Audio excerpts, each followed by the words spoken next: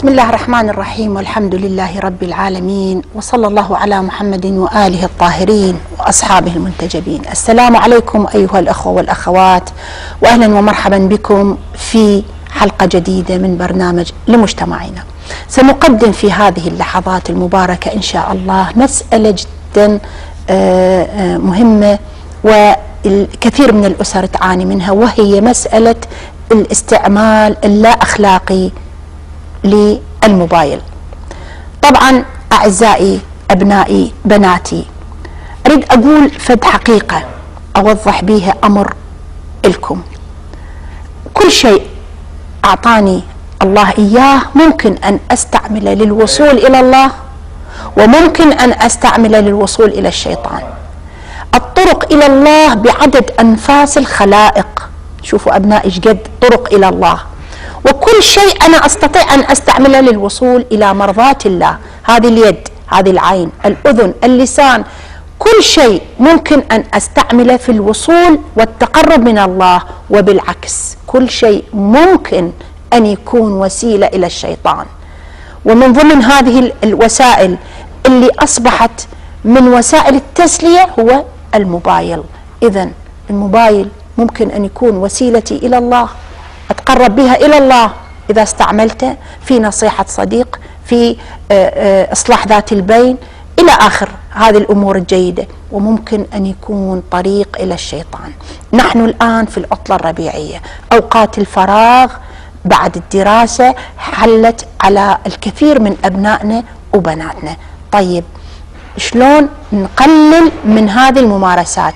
عندنا مجموعة من النصائح، عندنا مجموعة من الآراء المهمة إن شاء الله نعرضها عليكم، وسوية نحل مشاكلنا في هذا الموضوع. طبعا أنا أحب أن أذكركم أنه برنامجنا برنامج مباشر، وأرقام هواتفنا مستعدة لاستقبال اتصالاتكم استفساراتكم، وأيضا يوجد إيميل للبرنامج. الذي ما يحب أن يتصل في التليفون أو عنده مشكلة خاصة ما يحب أن يصرح بها أمام المشاهدين، ممكن أن يرسل لنا على إيميل البرنامج، ونحن إن شاء الله نساهم في حل أي مشكلة تمر به ونتعاون سوية. طبعا قبل ما أبدأ أريد أعطيكم فد حقيقة أبنائي وبناتي. في هذا الوقت أكو كتاب اسمه الإنسان ذلك المجهول لدكتور مشهور جدا، كثير من الفلاسفة يعتمدون عليه. الدكتور اسمه أليكسيس كاريل. أنا أنصحكم أن تقرؤون هذا الكتاب. نعم، راح أخذ منه مقطع حتى نعرف فد حقيقة عن أنفسنا إحنا كشباب وشابات. تعالوا وياي إلى هذه الكلمات اللي ينقل لنا إياها أليكسيس كاريل من كتابه الإنسان ذلك المجهول. تعالوا معي.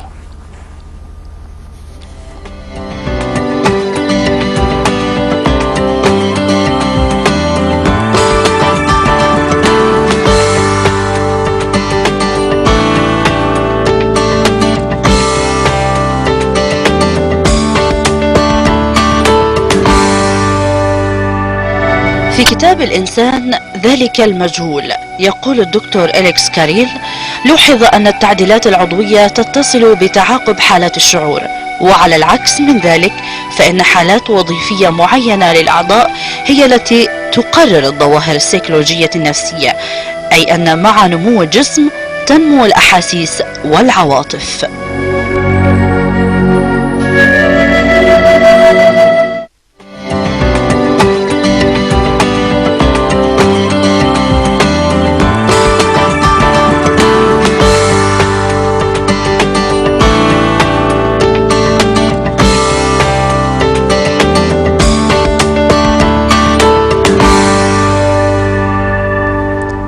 إذن عرفتوا فد حقيقة علمية، وهي أن الكثير من التصرفات ويسموها السيكولوجية هي نتيجة لتغيرات عضوية.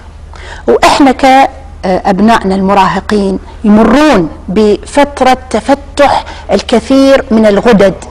إذن هذا التفتح في المشاعر تفتح في العواطف والأحاسيس نتيجة للتغيرات الجسمية اللي تحدث عندهم، حتى حالات الاكتئاب، حالات العصبية، حالات الطاقة الزائدة ترجع هي كتصرفات سلوكية ترجع إلى هناك غدد بدأت تفرز، وهناك أعضاء بدأت تنضج، وكل هذا سببه جسمي وجدا طبيعي. طيب هسه عرفتوا فد حقيقة مهمة أبنائي بناتي في هذا المجال، وهو أنه إحنا ما دامنا دا نكبر ودا ننمو إذا توجد عواطف ومشاعر جديدة تولدت لدينا لم تكن بالسابق.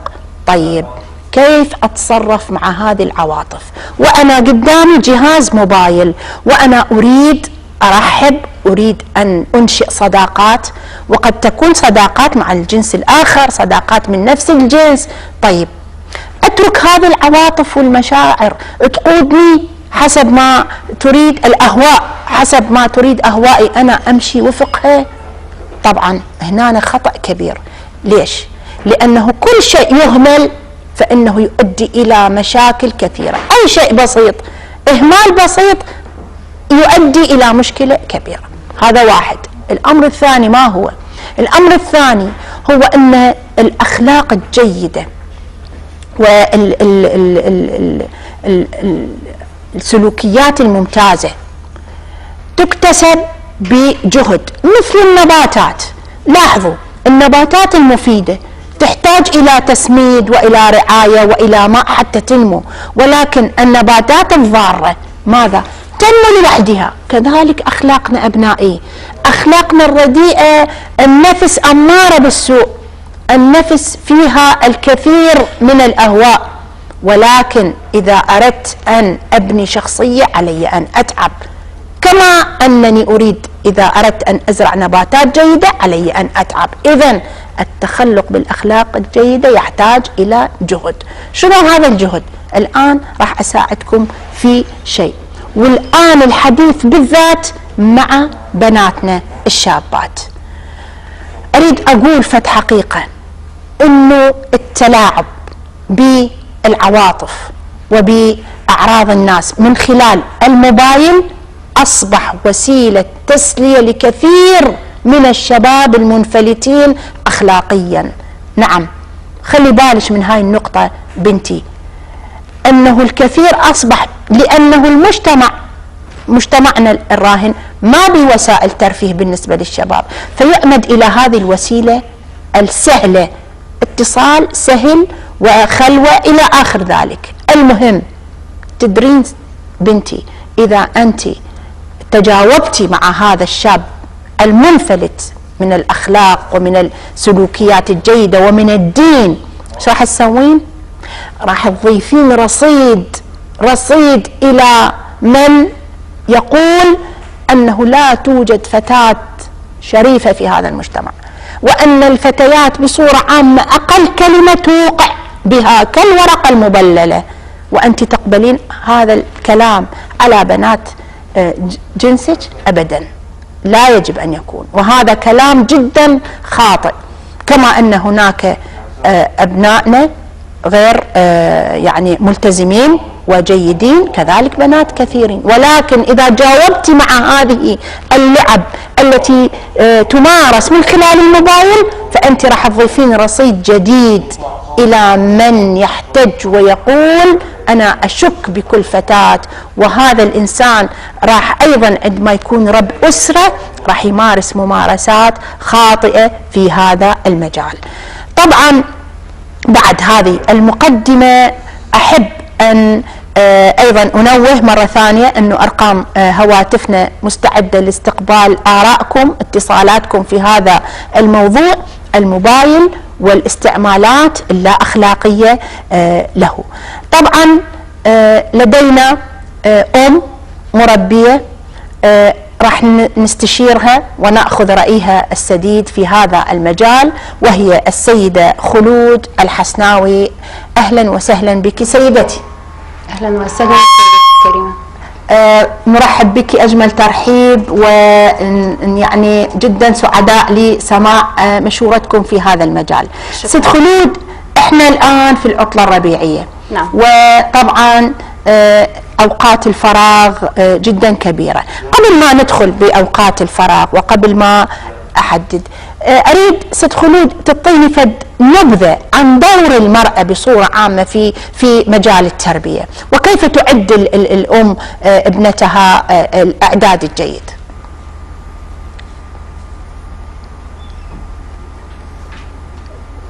تفضلي. تسمعيني ست خلود؟ ست خلود تسمعيني؟ نعم صوتك واضح. كيف تعد المرأة أو ما هو دور المرأة بصورة عامة في مجال التنشئة، تنشئة البنت وإعدادها للمحافظة على نفسها والمحافظة على سلوكياتها؟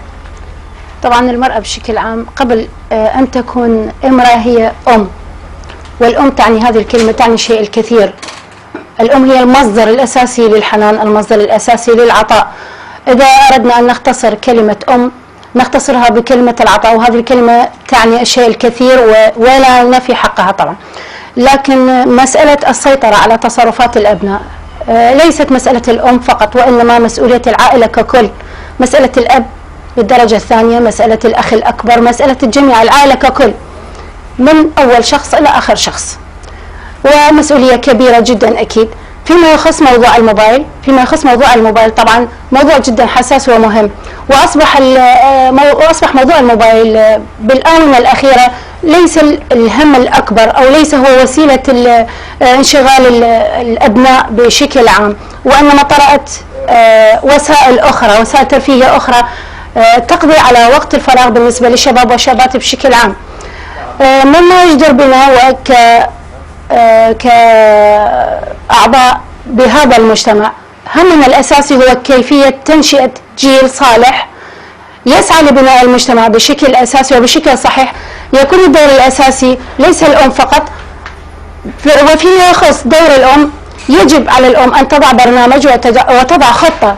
هذه الخطة الهدف الأساسي منها كيفية إشغال وقت الفراغ بالنسبة للفتاة. فيما يخص موضوعنا الآن بالنسبة للفتيات، الفتيات يجب أن تضع لها خطة هذه الأم كيف تسير هذه الفترة التي هي عبارة عن أسبوعين، كيف تشغل وقت فراغ هذه الفتاة فيما يخص تنمية مواهبها، فيما يخص أشغال المنزلية وبراعتها بهذه الأشغال المنزلية ليس من باب الفرض وإنما من باب التسلية.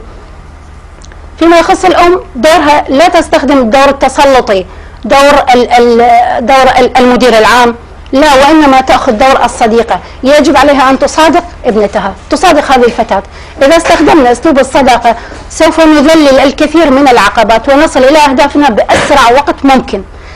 فيما يخص دور الأم بهذه الحالة استخدمت طريقة الصداقة من خلال استخدام هذه الوسيلة قضت على الكثير والكثير من الأعباء والكثير من المشاكل بطرق مختصرة، واستفادت استفادة كثيرة منها أنه استطاعت هذه الفتاة أنها تمارس أشياء غريبة، ليست غريبة وإنما أشياء تجدها أمامها، لكن من خلال التجربة استطاعت أن تنمي مواهبها بهذه الأشياء. أشياء أخرى استفادنا منها أنه استغلنا وقت الفراغ، خلقنا شخص آخر، خلقنا لهذا المجتمع شخص آخر يستطيع أن يبني للمستقبل أجيال جديدة ذات مواصفات لا نقول مواصفات خاصة وإنما مواصفات يقبل بها الله والمجتمع بشكل عام. والهدف الأساسي ومن هذا كله رضا الله سبحانه وتعالى، إذ يجب على العائلة ككل يجب أن تقوم كل بدوره لكن وفق ما يرضى الله سبحانه وتعالى ورسوله. هذا أهم شيء بهذا الموضوع. لا يجب أن نستخدم الطريقة التسلطية وإنما نستخدم الأساليب الواضحة والبسيطة في سبيل أن نصل إلى أهدافنا وغايتنا بطريقة سلسة وبسيطة، ونجعل من هذه العطلة وقت ممتع لهذه الفتاة من خلال هذا البرنامج، إما الأشغال البيتية وإما السفرات وإما الزيارات العائلية التي يكون لها دور أساسي في تقوية أواصر المحبة وصلة الرحم ما بين العائلة وما بين هذه الفتاة وأقاربها. ذكرتي سيدتي الزيارات العائلية، والآن في ظل يعني طبعا احنا نعترف بأن هناك تقصير في النوادي الشبابية بالنسبة للبنات وللشباب، مراكز التأهيل، يعني نعم. يوجد نقص حقيقة، هذا شيء نعترف به أكيد. يعني في ظل ظروفنا الأمنية وفي ظل ظروفنا الاجتماعية نستطيع أن نخلق من الزيارات الأسرية، يعني الأسر فيما بينها تتزاور، ووجود الأعمام، الأخوال، بنات الخالة، نفس العمر، نستطيع أن نوجد نوع من الرقابة على سلوك البنت. أكيد من خلال استخدام هذه الوسيلة، وهي وسيلة صلة الرحم، نستطيع أن نسميها بهكذا اسم. نعم. صلة الرحم نستطيع أن نستخدمها كوسيلة ليست للمراقبة، وإنما وسيلة لترسيخ وتثبيت عقائد وتثبيت مبادئ لدى الشابة، من خلال تقوية أواصر العلاقات ما بين أفراد الأرحام الأخر كأبناء يعني بنات العمات، الخالات والأعمام والأخوال وما شكل ذلك. نستطيع أن نستخدم هذه الوسيلة، وسيلة الزيارات، وسيلة أخرى لتحقيق أهدافنا، اللي هي أنه إحنا نحتاج نربي جيل. كيف أني أربي جيل للمستقبل؟ كيف أصنع أم صالحة للمستقبل؟ هذه الأم لديها القدرة وأنها على استطاعة كبيرة على أنها متمكنة من أن تصنع الجيل القادم وفق ضوابط ومبادئ أنا أصنع الهية، أنا أخليها وأرسخ الهية من البداية من خلال هذه الفترة، على اعتبار أنه لحد هذه الفترة أنا أكون مسؤول عنها. لكن فيما إذا كانت تزوجت يعني خرجت من هذه الفترة تكون مسؤوليتها يعني خرجت عن السيطرة نوعا ما، تكون تحت سيطرة زوجها. بهذه الفترة أنا أرسخ بها وأزرع بداخلها بذور المحبة، بذور الخير، بذور المبادئ، الأشياء الصالحة، كل ما من شأنه أن يصنع جيل صالح لهذا البلد، خصوصا ونحن نتكلم فيما يخص بلدنا على اعتبار أنه بلدنا يعيش حالة خاصة وظرف خاص. هذه البذور أرعاها رعاية جيدة، أسقيها بماء المكرمات كما يقول المثل، أجد ثمارها جيدة. من خلال هذه الزيارات سيكون تواصل ما بين الأقران، على اعتبار أنه الأقران هناك توافق ما بين الأعمار، توافق ما بين الأفكار، تكون الاستجابة للنصيحة، يكون لدى الفتاة تقبل من ابنة الخالة أو ابنة العم، تقبل لديها وتأثر بأفكارها وبمبادئها وبالأشياء التي لديها، يكون تقبلها أكثر مما توجه لها النصيحة الأم. ليس بالضرورة يعني بنسب، وإنما يكون هذا التقبل.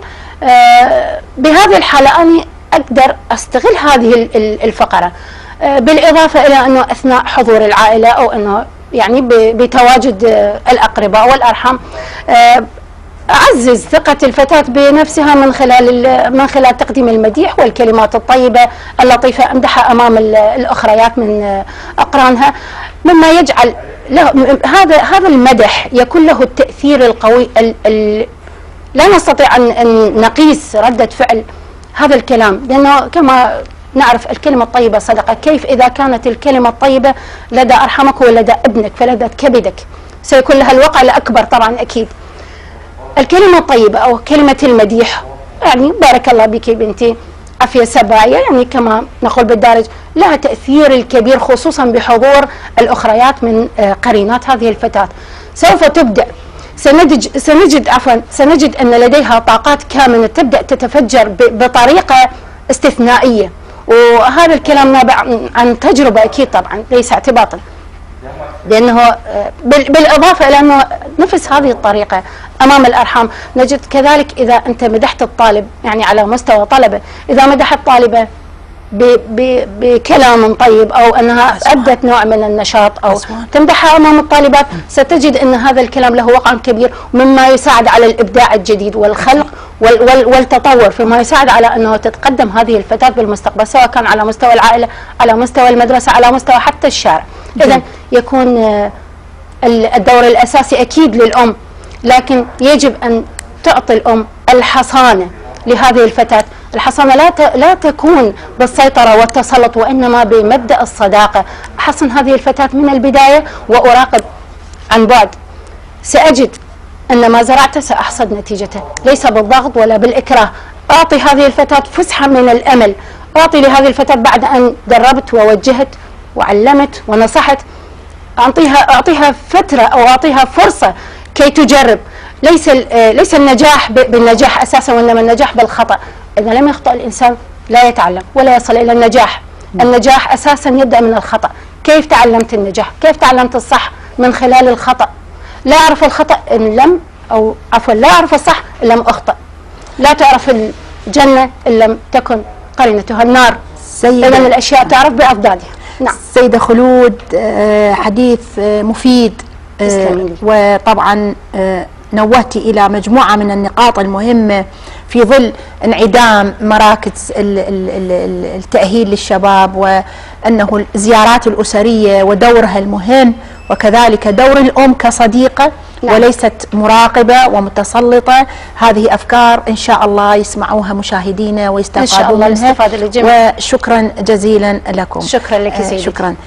طبعا أعزائي المشاهدين، راح ننتقل إلى مقالة يقولوها كثير من علماء النفس بكارت ثاني، راح نشوفها سوية بكلمات مضيئة، نلاحظ هذه المقولة المفيدة والمهمة في حياتنا. تعالوا معي.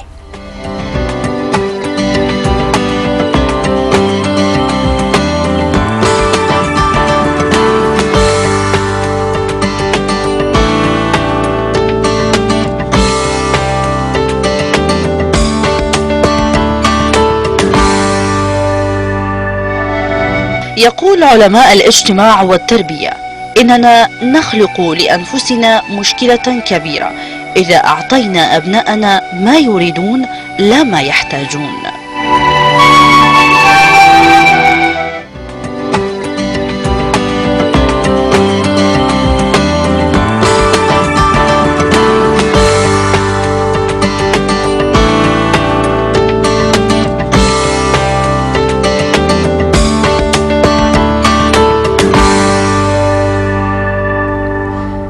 إذن أيها الإخوة والأخوات، لاحظتوا هذه المقولة، إحنا نرتكب مشكلة كبيرة إذا أعطينا أبنائنا ما يريدون لا ما يحتاجون. هذه مسألة مهمة، إحنا لازم ننطي أبنائنا اللي يحتاجوه. طيب من خلال الموبايل شو يحتاجون الأبناء؟ هل يحتاجون الموبايل للكلام وللدردشة الفارغة والاتصالات الغير أخلاقية؟ هذا الشيء النشء في هذا العمر يحتاجه؟ طبعا بالتأكيد أنتم تعرفون الجواب. وطبعا لدينا اتصال من الأخت زينب من بغداد. ألو زينب. ألو السلام عليكم سيد. ألو السلام عليكم. وعليكم السلام. زينب أحمد من بغداد. أهلا وسهلا بك يا زينب. بالنسبة لموضوع الحلقة، يعني موضوع كلش حساس وهو هذا الدارج حاليا بالمجتمع. نعم. يعني أنا ما أعمم، بس الأغلب إنه كلهم عندهم اتصالات، وكل البنات كل الشباب يلتجؤون إلى جهة ثانية حتى يحسون بالأمان. والسبب انه بهذا زينب ذكرتي كل البنات وكل الشباب يتصلون؟ من غير تعميم انا بس الاغلب. طيب بالشعور بالامان؟ الشعور بالامان، والسبب هو انه من داخل العائله، من وضع العائله اللي بالداخل. نعم. انه واحد ما يحس انه مطيه حريه الكامله، او ما يحسون بامان يعني داخل العائله. نعم. مراقبه شديده. نعم. اسلوب ما اعرف شلون الاسلوب اللي يستعملوا وياهم. نعم. دائما الام تكون بعيده عن بناتها، او الاب يكون بعيد عن اولاده، يستعمل وياهم اسلوب كلش قاسي. نعم. فيلتجؤون هم مو قصه يعاندوهم، بس يشوفون شخص ثاني انه يتعامل وياهم بحنيه، يتعامل وياهم بعطف. نعم. فهم يلتجؤون بهاي الجهه على مود يرتاحون وياه. جميل. والغلط هو الغلط كله غلط من الاهل حتى مو من الابناء، لان هو يعني بدور المراهقه او بدور بعد لا وناضج، ولا هو الطفل ما يعرف شلون يتصرف. نعم. فيتجه لهذه الاشياء يعني، والغلط هو من الاهل. نعم. طيب زينب، نعم، اذا وجهنا لشبابنا نصائح من خلال البرنامج تعتقدين راح يتفاعلون مع هذه النصائح ويعرفون الطريق حتى لو كان الأهل مقصرين معاهم؟ بصراحة مو الكل. يعني حتى ما يستمع إلى النصيحة؟ حتى اللي يسمع نصيحة مو الكل. ليش؟ هو يعني بكل مكان وين ما تشوفين يعني كلهم دا ينصحون انه اتصالات غلط، اتصالات ليلية غلط، اتصالات ويا الشخص الاخر يعني تسبب مشاكل هواية، حتى مشاكل عائلية يعني اذا احد عرف بهذا الشيء. نعم. بس مو الكل يسمع لهاي النصيحة. نعم. اكو يستجابون ويعني يبتعدون عن هذا الطريق، اكو لا ما نعم. يعني ما يقاومون هذا الشيء وما يقدرون يبتعدون. نعم. فالأهل والسبب نعم تفضلي زينب. السبب الاخر انه الاعمار الصغيره عندهم تليفونات، خاصه هذول المتوسطه والاعداديه يعني بدون استثناء. هذول اعمارهم صغيره ما يعرفون شلون يتصرفون بالتليفونات. نعم. اي يعني مثل ما قبل شويه القول مالت الحكماء انه دا يعطون اشياء هم ما بحاجه الها، بس نعم. مجرد ان هم يردوها. صحيح. لان هذا من تعطيه تليفون هذا شو يسوي بيه؟ اكو حد يراقبه؟ نعم. ويا من دا يتصل ويا من دا يحكي. صحيح. ما حد يراقب يعني هذا الشيء. الاهل كلهم دا يقولون احنا ما مقصرين ويا اولادنا، احنا كل شيء مطيهم. فعلا هم ليش هيك دا يسوون؟ ليش هاي التصرفات الخطا؟ فعلا الاهل ما مقصرين بهاي الشغلات الماديه، بس الشغلات المعنويه الشغلات المعنويه وهذا الاسلوب الداخل العائله يمكن انهم مقصرين به. جميل. نعم صحيح يا زينب. وطبعا رأيك يعني وجهة نظرك بها معنى، وأشكر اتصالك يا زينب، شكرا جزيلا. طبعا فعلا انه الكثير من العوائل توفر هذا الجهاز باعتبار انه ماكو فرد ما عنده جهاز موبايل، وسهولة الاتصال هذه راح تسهل الوقوع في مصيدة الاستدراج. والاهل ليس عليهم ان يوفروا كل ما يريد الابناء، ولكن عليهم ان يوفروا ما يحتاجه الابناء. طبعا هذه مسألة جدا مهمة. هنا نأتي الى نصيحة وحقيقة أحب أن أبينها، وهي ماذا يحتاج الأبناء. وأكو مسألة أشار لها ديننا الإسلام الحنيف وكل المبادئ الأخلاقية. هذه المسألة راح نشوفها الآن في كلمات سنقرأها ونسمعها سوية. تعالوا معي.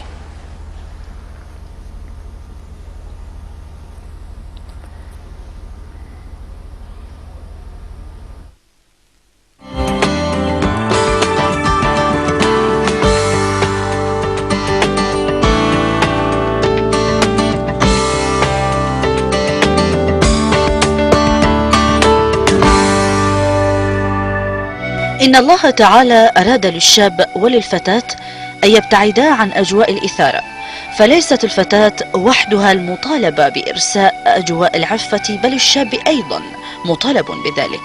ولذلك فإن معنى الآية الشريفة لا تقربوا الفواحش، والآية الشريفة لا تقربوا الزنا، هو أن لا تحوموا حولها، لأنكم إذا فعلتم ذلك وقعتم في حفرها ومهاويها.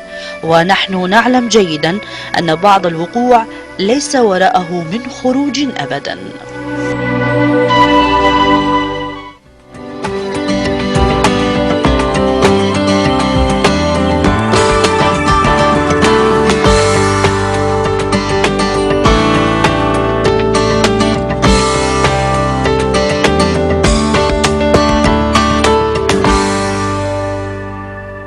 إذن استمعنا إلى هذه الكلمات، وهي أنه لا تقربوا الفواحش.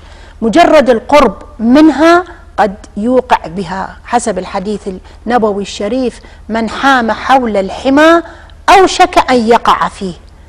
لاحظوا، فهذه الاتصالات اللا أخلاقية هذه تمثل منطقة جدا خطرة. وكما ذكر الكاتب والطبيب النفساني المربي الاجتماعي قبل قليل أن هذا الوقوع في هذه المزالق قد لا يمكن الخروج منه. أيضا لدينا اتصال. نعم، زينب من بغداد. ألو زينب. مساء الخير. مساء الخير، أهلا وسهلا بك. شلون الست؟ شلون صحتك؟ أهلا وسهلا بك. منو معايا؟ زينب؟ زينب من كركوك. أهلا وسهلا بك يا زينب. بيك أكثر وأشكرك على هاي الموضوع الحلو اللي اخترعتيه. إن شاء الله.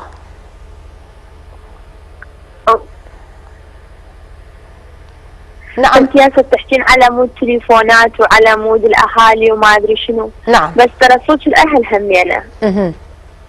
يعني مثلا هسه اني واحد من قرايبنا اجى خطبني. نعم. وابويا ما قطع. نعم. يعني انا مجبوره اخابره. وهو الولد طبعا ما ادري شيء. نعم. بس هم رضوا اني مجبوره اخابره، وهو صحيح وصدق وياي اجى خطبني وما كذب علي، وما كان يعني ما كان اكو ذاك الوقت تليفونات، هسه يعني صايره تليفونات. طيب. يعني انت شنو رايك بهذا الشيء؟ مو صوت الاهل همينه؟ طيب هو الوالد ليش رفض هذا الخطيب؟ لان هو عربي واني كرديه. طيب بها مجال يقتنع مستقبلا؟ ابد ما يقتنع. طيب. اقول له يعني ايش قد ناس جوي عليه، وهو ايش قد يعني حتى الولد كان يشتغل يعني حرس وطني، قالوا ما يصير انت معلمه تزوجين واحد حرس وطني، والقران الولد الخاطي عارف الشغل ماله، يقول الخاطر ابوك ما يخالف، بلكتك اقتنع يقول لا. نعم. يقول عايشك باربيل بلكه امان هناك هم يقبل. نعم. يعني اني مو صوت اهلي هسه اذا اني اخابره هذا هم ينحسب خيانه، الولد ما كذب علي، لا والقران ما كذب علي. نعم. هذا هم ينحسب خيانه علي اذا اني اخابره. طبعا يا زينب احنا يعني اللي وين راح توصلين مع هذا الشخص ما دام الاهل غير مقتنعين، فانت من الان ايضا لازم تيأسين من هذه الحاله وتمتنعين عنها، لان ما راح توصلين الى شيء. زينب ايش راح توصلين انت؟ توصلين الى شيء من خلال المكالمات؟ وصلتي الى شيء زينب؟ والله يعني ما وصلت الى شيء، بس انا ضعوفه.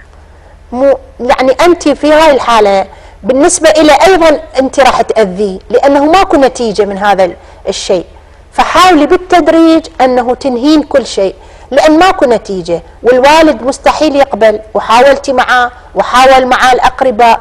اذا هاي المخابرات والاتصالات راح تزيد من حراره العلاقه، وهذا شيء مو بصالحك يا زينب ولا بصالح الولد.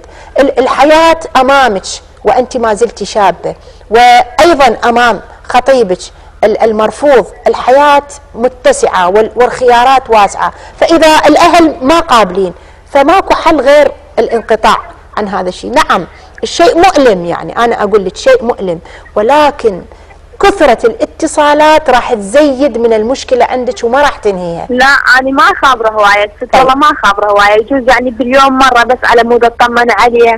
نعم. لأن هو ببغداد شوية ظروف الأمنية مال بغداد وفد شيء. نعم.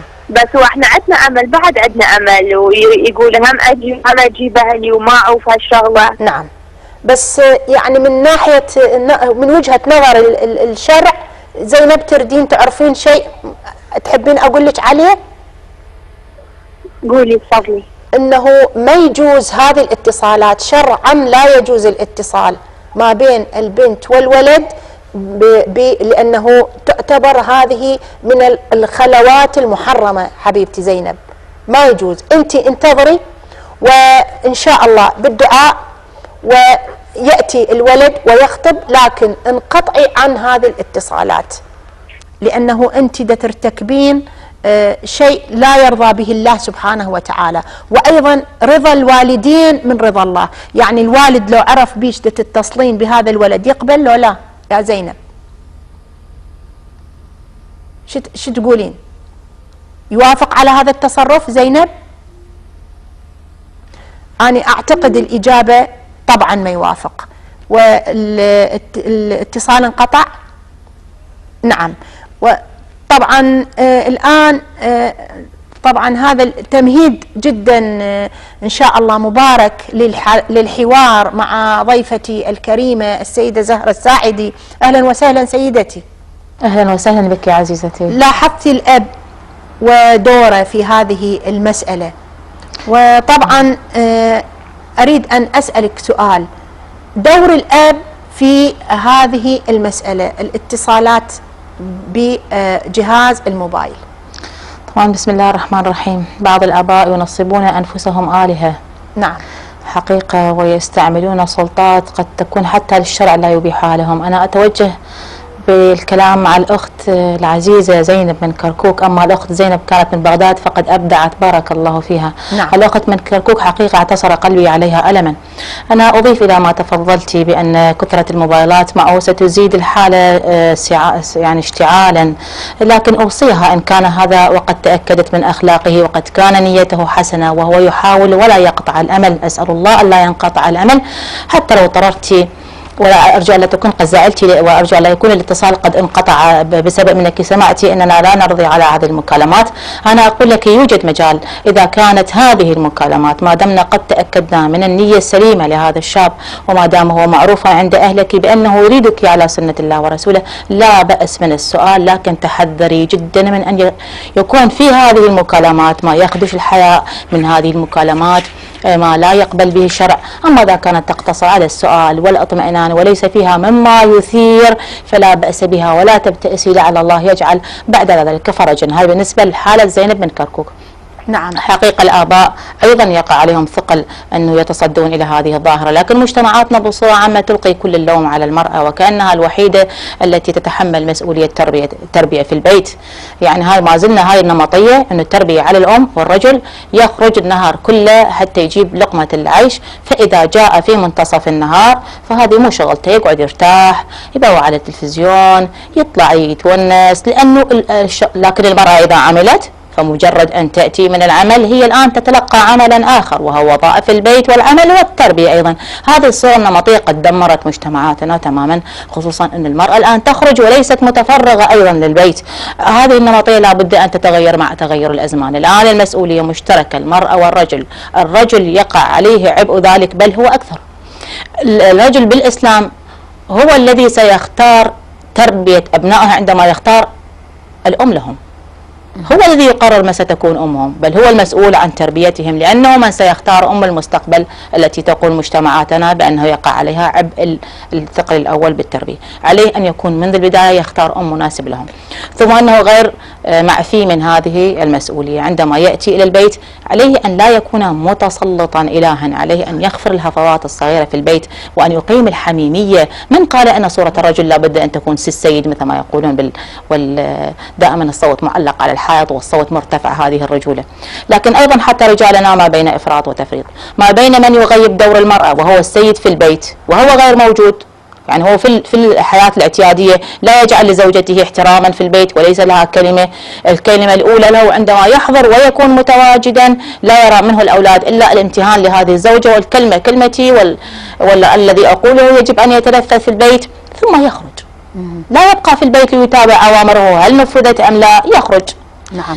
الآن الأمر نعم توجد حالة يعني لمسناها لمس اليد في مجتمعنا، نعم. وهي غياب بعض الآباء عن بيوتهم لمدة شهرين متواصلة، يعني أما بسبب حجة العمل. يعني حجة العمل الله طبعا الرسول الأكرم صلى الله عليه وآله وسلم لا يقر هكذا حاله. نعم. الشرع يرفض أن الرجل يخرج بالأيام الأسابيع بحجة طلب الرزق، أبدا هذا شرعا غير مقبول. واسألوا خصوصا سواق الشاحنات على الطرق الخارجية، يعني يغيب، يعني عمله يتطلب أن يغيب عن البيت لمدة شهر مثلا. زين هذه الكارثة أتها. هذا الرجل الذي يعلم بأنه لن يكون موجودا كيف يكون بهذا التسلط؟ يجب أن يعوض، يعني يعوض من ناحية يترك للأم، يترك صورة الأم إيجابية، يترك لها كلمة في البيت إذا كان قد محى شخصيتها، كيف للأولاد أن يحترموها ويسمعوا منها؟ نعم.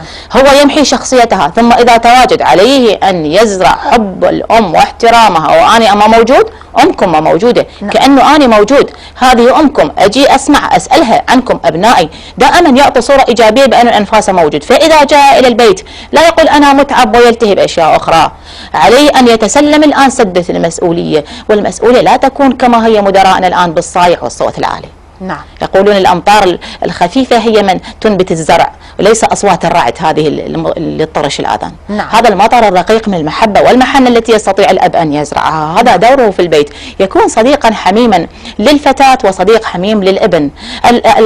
الثقة، يزرع الثقة في نفوسهم بأنه يثق بهم بهم، يعني أنه يحبهم ويحب والدتهم، وأنهم صحيح هو مبتعد عنهم جسدا لكنه روحا معهم. صحيح أختي قد يغيب الوالد أياما أو أسابيع ولا حتى سنين، لأن نملك من وسائل الاتصال ما تجعلنا نستطيع. هذا الموبايل الذي تحدثنا حتى الآن عن سلبياته ما أحلاه عندما يسمع صوت الأب وأنفاسه في كل يوم.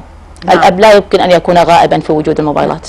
سيدتي، كيف يستطيع الأب أن يجعل الابن أو الفتاة تبيح له بمكنونات نفسها وتقول له أنني أتصل أو أنني لدي مثلا اتصال أنت قد لا ترضى به؟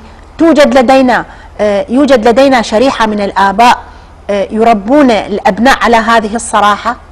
قرأت مرة مقولة يقول: لماذا يكذب البعض؟ فيقول: لأن البعض الآخر لا يهبهم الثقة.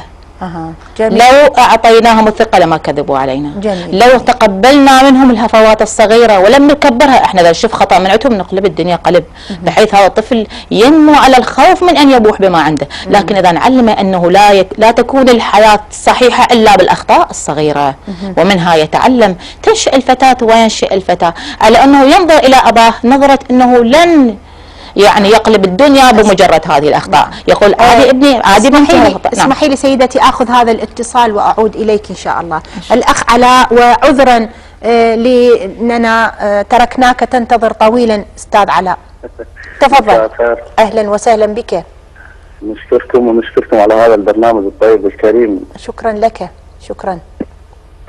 يا سيدتي الفاضلة، بوجه طبعا تحية للست زهرة الكريمة. نعم. ونقول مثل ما نقول الأم مدرسة أعددت جيلا طيب الأعراقي. أحسنت. فمثل ما أقول الأخت ست زهرة، يعني الأب نبات يتوفر مثلا أثناء الدوام الجيش أو مثل ما تفضلت حضرتك قلتي سواق شاحنات، يترك المسؤولية كاملة للأم. نعم. يعني دور الأم هنا يكون المتابعة لبناتها، وخاصة احنا ما نضد بالغلط كله بالابناء. يعني اذا هي البنت مراهقه ما تميز الخطا من الصح. صحيح. يعني لازم الام تكون تتابع، وخاصه بالليل الخدمات. يعني تشوف بنتها، يعني تعالي انت شنو موبايلك، انت لما تخابرين لما تتصلين، راح يكون دور المتابعه للام. نعم. زين. وقبل قليل زينب من اربيل على مود الاخ اللي بالحرس الوطني. نعم. الجريمه هنا توقع ليست فقط على البنت، على الاب ايضا. نعم. يعني الاب بالشرع الاسلامي اذا تاكد من خلق الانسان ودينه، اذا صحيح وما انطاها راح تكون جريمه بالحق الاسلامي. صحيح. وهذا الشيء وارد عن النبي عليه الصلاه والسلام. نعم. فهنا تكون الاب يعني منشغل بالدوام او بعمله، سواء بالنهار راح يجي للبيت شيء اكيد تعبان يعني. نعم. يعني هنا يبدي دور الام متابعه البنات، يعني بالمراقبه مالتهم واثناء نومهم. والمشكله اللي موجوده عندنا النوم مشكله الصور. يعني اذا تشوفين بالانترنت، نعم، يعني الشابات يعني يوميا يعني سببها كل هذه العلاقات يعني اللا خلقيه. نعم. واليوم شبابنا سواعين عليهم للاسف يعني شيء، يعني يتباهى بصاحبة فلانة وحكيت ويا فلانة او مشيت ويا فلانة او كذا عنده صور لفلانة. نعم. يعني فشيء صار بيه تباهي على شيء لا خلقي. نعم. يتباهى على فشيء يعني بأخلاق، يتباهى على شيء لا خلقي. نعم. زين. فاحنا بدنا يعني من منبركم الكريم يعني نوجه رسالة لاخواتنا ان شاء الله ونقول لهم ترى حب التليفونات هذا كذب مستحيل. نعم.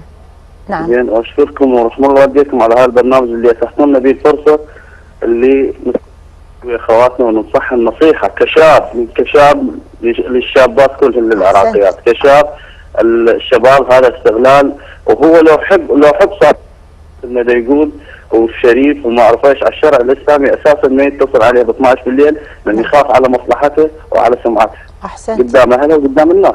احسنت. واشكركم وانا ممنون منكم. واحنا نشكرك ايضا يا استاذ علاء،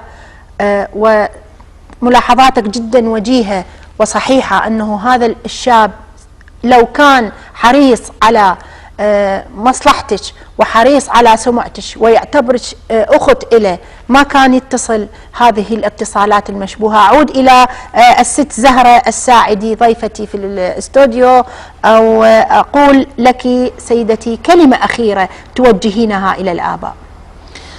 عزيزي الأب، مسؤوليتك لا تقل عن مسؤولية الأم أبدا، بل ربما تكون أكثر كما قلت، لأنك أنت من تختار من سيربي أبنائك، ثم أنك أنت القيم في البيت. أحسنت. أنت القيم، القيمومة لك عزيزي. اغمر العائلة بالمحبة والثقة، لا تغمرهم بالقسوة والتسلط، ذلك سيفقد الأمور كلها من يدك. أسأل الله سبحانه وتعالى أن يمن على أبنائنا وبناتنا والأبهات والأمهات المربين أن يتفقهوا حقيقة. أرى نقص كبير في التفقه في الدين في مجتمعاتنا. لو كانت مجتمعاتنا قد اطلعت ولو قليلا على الفقه الإسلامي وعلى الشريعة الإسلامية لتجنبنا الكثير من هذه المشاكل. شكرا جزيلا لك سيدتي زهرة الساعدي، شكرا لك. الشكر موصولا لك يا عزيزتي. أعزائي المشاهدين، أحب أن آخذ رأي المواطنين في هذا المجال بالنسبة للفتاة وبالنسبة للفتى، يعني مسؤولية الأهل، رأي المواطنين بذلك. راح ناخذ استطلاع يبين كيف يقنع الوالد الولد بعدم الاعتداء على أعراض الناس من خلال استعمال الموبايل، وأيضا كيف نحمي الفتاة من هذه التصرفات الغير مسؤولة، في استطلاع مصور أعده لنا الأخ المخرج إن شاء الله.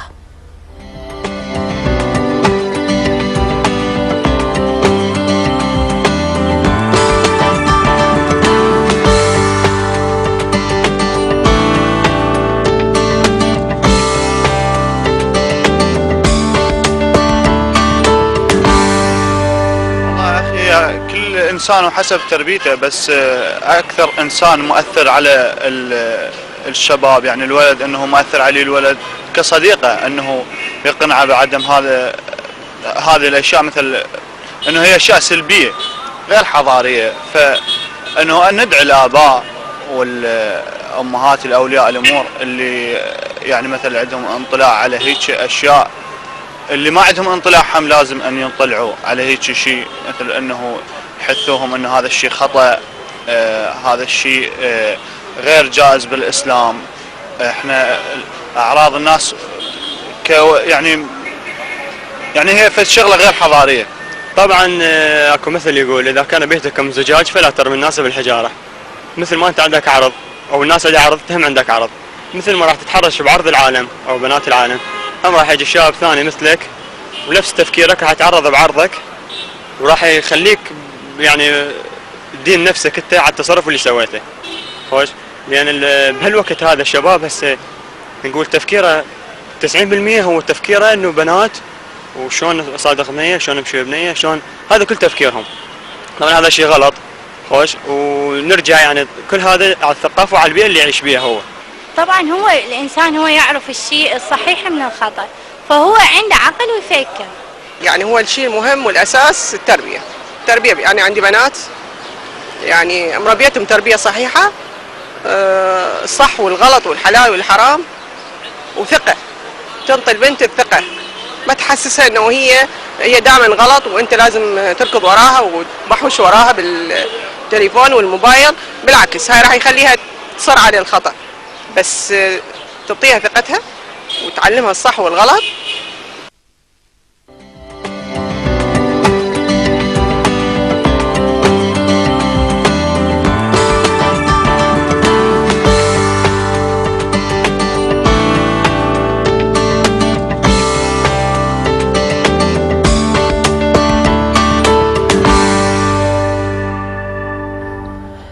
طبعا لاحظنا الاستطلاع، وناخذ هذا الاتصال من الأخت هيفاء من النجف الأشرف. ألو هيفاء. ألو. نعم. ألو، السلام عليكم. وعليكم السلام ورحمة الله. شلون الدكتورة؟ أهلا وسهلا. بس حبيت اوضح للدكتوره، احنا طالبات الصف السادس. نعم. طبعا احنا نعاني من مشكله كلش، يعني ان الحاله النفسيه والضغوطات. صحيح. يعني وصلت بنا الدرجه الى ان احنا يعني كلش كنا نتاثر بالحالات النفسيه ونعيش اجواء يعني بسبب ضغوطات الدراسه، اضافه الى ذلك ان المدرسه ما شجعنا. نعم. وحتى المجتمع يعني كل من يشوفنا يمكن سادس وخوا عن هيك، لا تشترون هيك، لا تطلعون هيك، لا تشوفون هيك. صحيح. يعني كلش متأزمة نفسياتنا. نعم. فلذلك يعني احنا ما نقدر نسوي شيء، حتى دراستنا ما نقدر نهتم بيها. نتيجة هاي الضغوطات اللي عليكم. صحيح. نعم. فتستعملون الموبايل بطريقة صحيحة، المفروض لا بطريقة غير صحيحة. يعني صحيح اكو مضايقات، اكو ضغوطات، لكن هذا يجبرك ان تستعملين الموبايل بطريقة غير صحيحة يا هيفاء؟ دكتورة احنا ما نستعمله بطريقة غير صحيحة، ولكن احنا صديقات بيناتنا. هذا جيد. بالرسائل، بالضحك، بالنكات. هذا جيد. يعني فاحيانا دورات يعني ما نوصل الى ان احنا نوصل السخافه وهاي، بس المشكله اللي اريد اطرحها عليك ان احنا كلش متازمين بالحاله النفسيه. يعني ما نقدر نسوي شيء، يعني كل ما مثلا نريد نشتري ملابس، نريد نشتري كتب ثقافيه، نريد نسوي اي شيء، اي نشاط بالمجتمع، يعني يقولون لنا ما تخلصون سادس، ما تخلصون سادس. صحيح. كانه مرحله اعدام، يعني ما نقدر نطلع منها نهائيا. نعم صحيح يا هيفاء، وهذا طبعا فشي خطأ يمارسه الكثير، واشكرك يا هيفاء على اتصالك ووصلت فكرتك. طبعا اعزائي المشاهدين، هذه ايضا مسألة صف سادس وكثرة الضغوطات عليهم وانه سادس وكذا، لا بالعكس احنا نخفف عنهم هذا الموضوع ونوفر لهم، بالعكس كما تفضلت هيفاء قالت حتى ما اقدر ادرس من كثر انتو سادس، لا، فسحه من الوقت، فسحه من التسليه، لا باس، هذه مو نهايه العالم بما يخص هذه، واستعمال الموبايل بالطريقه الصحيحه مع صديقه مع اخرى. طبعا اريد اوضح من خلال كلمات مضيئه في الكارت الاخير هو اللي راح يختصر لي كل ما أريد أن أقوله في هذه الحلقة إن شاء الله. خلينا نشوف هذه الكلمات الأخيرة.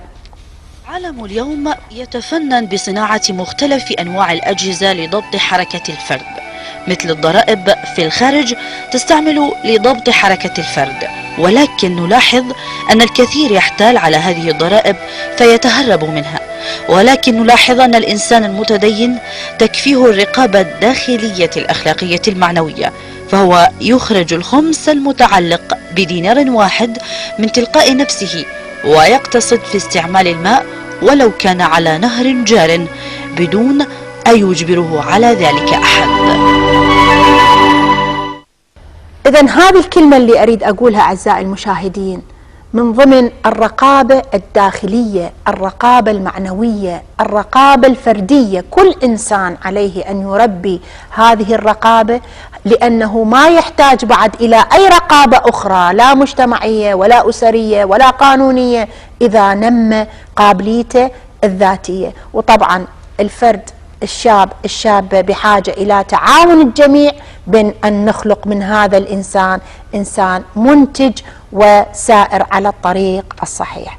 طبعا انتهى الوقت مع الأسف معكم، ولكن إن شاء الله لنا لقاء قريب معكم في الأسبوع المقبل، وإلى ذلك الحين أتمنى أن يكون الجميع بخير. أشكر كل من اتصل بالبرنامج، وأشكر ضيفتي الكريمتين السيدة خلود الحسناوي والسيدة زهرة الساعدي، وأشكركم أنتم أيها الإخوة والمشاهدين والمشاهدات الكرام، وإلى لقاء قريب أقول السلام عليكم.